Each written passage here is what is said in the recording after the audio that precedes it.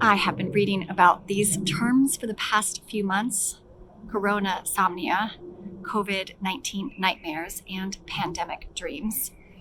And Googling these will bring articles from the Washington Post and Time Magazine and WebMD. And the articles describe people who have trouble falling asleep, when they are sleeping, experience incredibly vivid nightmares, and then have trouble staying asleep, often waking up with their minds racing so quickly it takes hours to fall back asleep, if at all. And I read these with interest because I have had both more trouble sleeping and more vivid dreams now than ever did before COVID-19. I wonder if any of you have experienced something like this as well. And we all know how important regular sleep is for our energy, mental health, patience, and the lack of it doesn't just make us tired, but we get cranky and less focused and less healthy on nearly all measures. Psalm 4:8 has been a mantra of sleep hope for us. I will both lie down and sleep in peace, for you alone, O Lord, make me dwell securely. That helps. And so does the Bible passage for today, the first half of Psalm 121. I lift up my eyes to the hills. From where does my help come?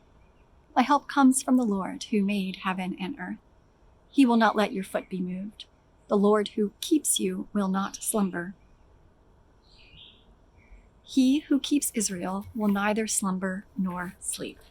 The word of the Lord, thanks be to God. The Lord will not slumber, neither will the Lord sleep.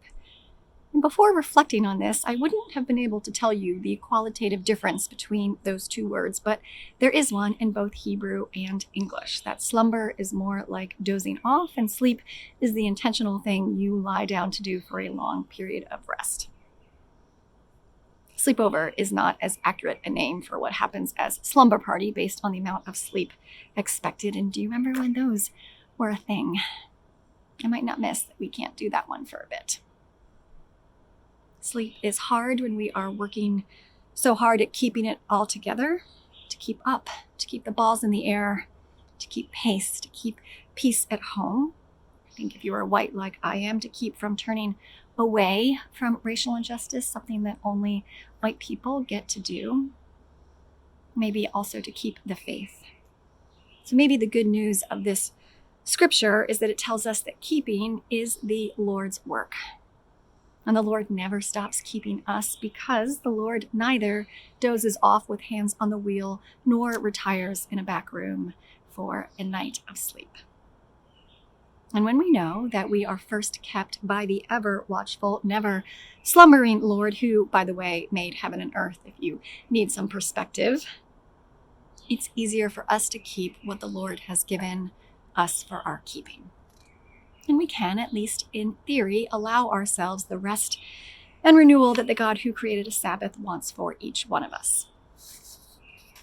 This psalm presupposes in the start that we are in need of help, each of us individually and all of us together as God's children. It asks from where will our help come? And it comes from the Lord, who is up to the task of making heaven and earth and is up to the task of being all of our keeper.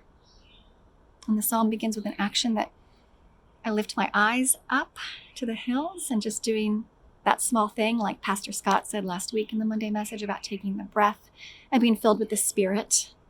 It expands our view to see God's power at work and God's constant watching over us and with us. And then the psalm moves to the image of our foot, our own foot, that God knows where your foot is planted right now as you watch this. God does not turn away from where you sit, from where you stand, and will be there as you help discern where your foot is needed to go next.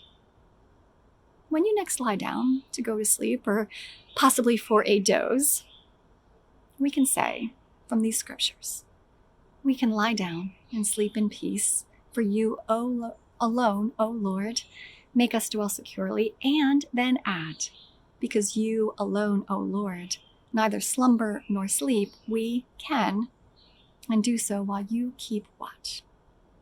May these words of the scriptures be word of hope and encouragement for us today.